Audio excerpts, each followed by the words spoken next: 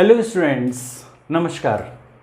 मैं दिनेश वर्मा एक बार फिर आपका अपनी इंग्लिश क्लास में स्वागत करता हूं। डियर स्टूडेंट्स, हमने पिछली क्लास में नाउन के बारे में चर्चा की थी और मुझे पूरा भरोसा है कि आप नाउन को ठीक से समझ चुके होंगे।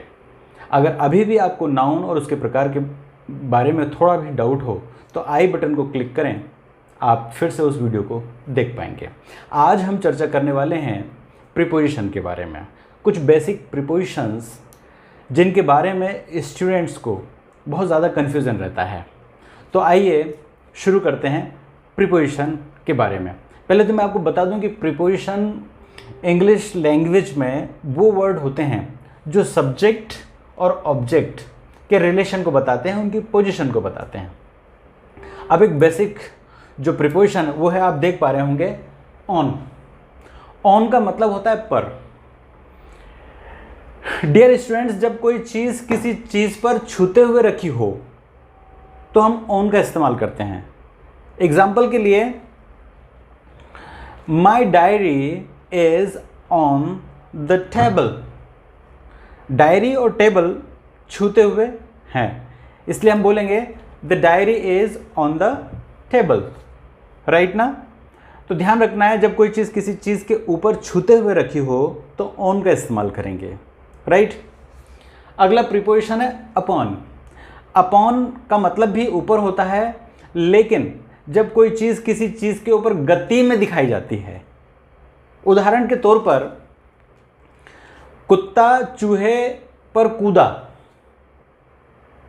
The dog jumped upon the rat, या the cat jumped upon the rat, बिल्ली चूहे पर कूदी, राइट ना। तो जब कोई चीज़ किसी चीज़ के ऊपर मोशन में दिखाई जाती है तो आप अपॉन का इस्तेमाल करेंगे, ना कि ऑन का, राइट ना। नेक्स्ट प्रीपोजिशन है ओवर। ये जो ओवर है ना, almost everyone is confused in using over, right. जब कोई चीज़ किसी चीज़ के ऊपर एक फिक्स्ड हाइट पर होती है तो हम ओवर का इस्तेमाल करते हैं। उदाहरण के लिए, पुल नदी पर है तो बोलेंगे the bridge is over the river. सबने आपने पुल देखा होगा नदी के ऊपर, तो हम क्या इस्तेमाल करेंगे, the bridge is over the river. या यूँ कहें कि the fan is over my head, पंखा मेरे सिर पर है, राइट। नेक्स्ट प्रीपोजिशन है इन। इन का मतलब होता है में।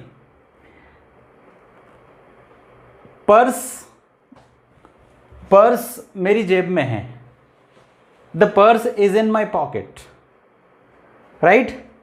Purse is out of my pocket, right. अब आप यहां इन और आउट दोनों का समझ गए होंगे, राइट ना।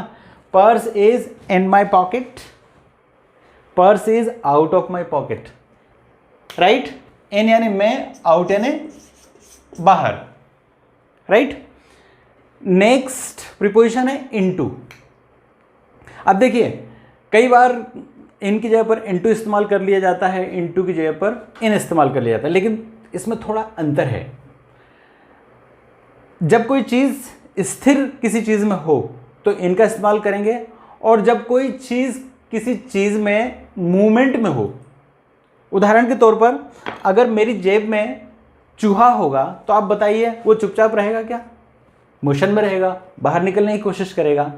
तो मैं इसके लिए क्या सेंटेंस इस्तेमाल करूंगा, the rat is into my pocket.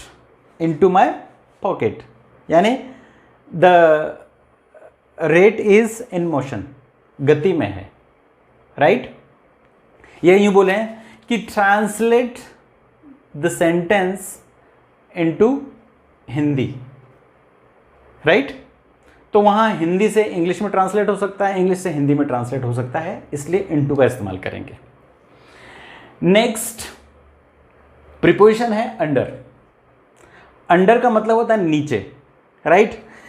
Table के नीचे अगर बिल्ली बैठी हुई है तो क्या बोलेंगे, the cat is sitting under the table, table के नीचे, राइट। या the cat is sitting under the chair, right. तो वहां पर हम अंडर का इस्तेमाल करेंगे।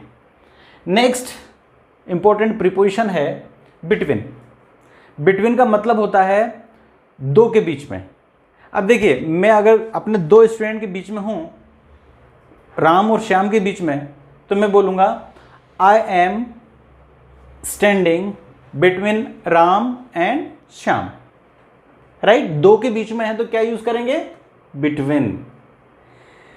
अब वैसे ही नेक्स्ट है अमंग। ये बिटवीन और अमंग के बीच में जनरली स्टूडेंट्स कंफ्यूज रहते हैं और एग्जाम में भी पूछा जाता है दोनों को देख करके, राइट। अब अगर मैं बोलूँ अमंग, मैं अपने बहुत सारे स्टूडेंट्स के बीच में खड़ा हूँ, तो क्या बोलूँगा? आई am standing among my students.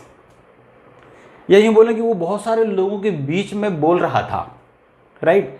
He was speaking among many people, कई लोगों के बीच में, राइट। नेक्स्ट है फ्रॉम।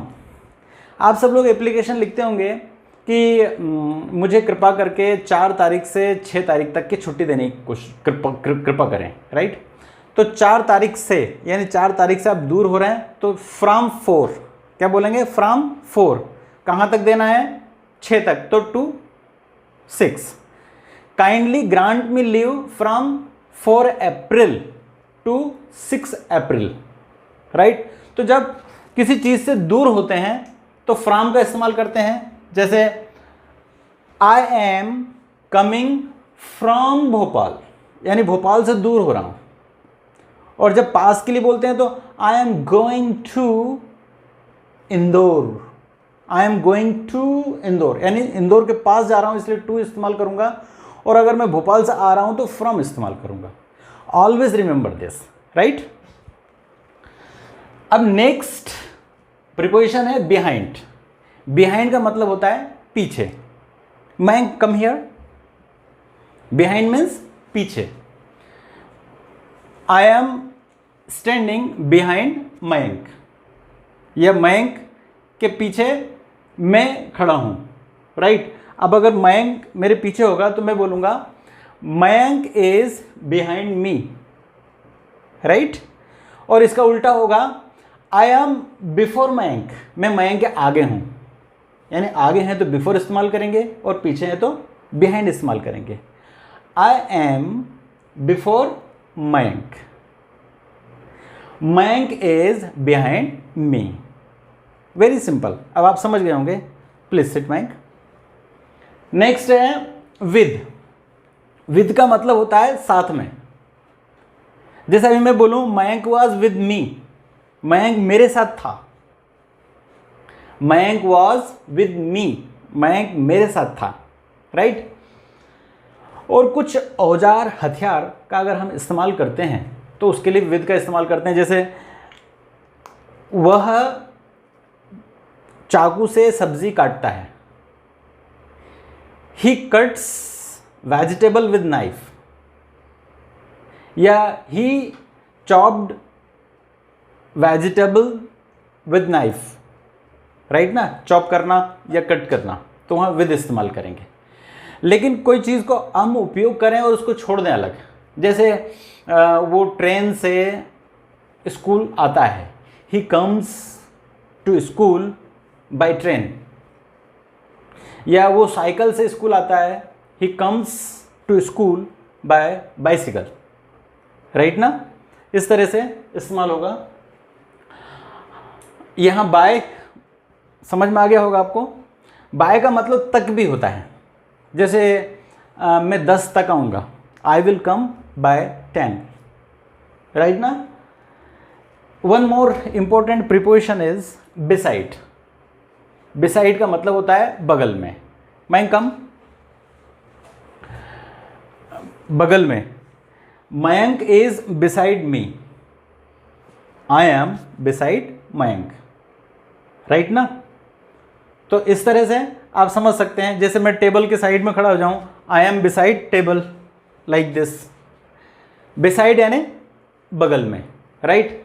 तो ये कुछ इम्पोर्टेंट प्रीपोजिशन थे जिन्हें आपको अभ्यास करना है। होमवर्क के लिए मैं आपको दे रहा हूँ कम से कम 10 प्रीपोजिशंस आपको ढूंढ करके लिखना है और उन्हें सेंटेंस में इस्तेमाल करके भी बताना है। डियर स्टूडेंट्स, मुझे पूरा भरोसा है कि इस वीडियो के माध्यम से ये आपको प्रीपोजिशन अच्छे से समझ में आ गए होंगे। ना आने की स्थिति में आप मुझे कमेंट बॉक्स में लिख सकते हैं या फ़ोन भी लगा सकते हैं ताकि मैं आपकी मदद कर सकूं।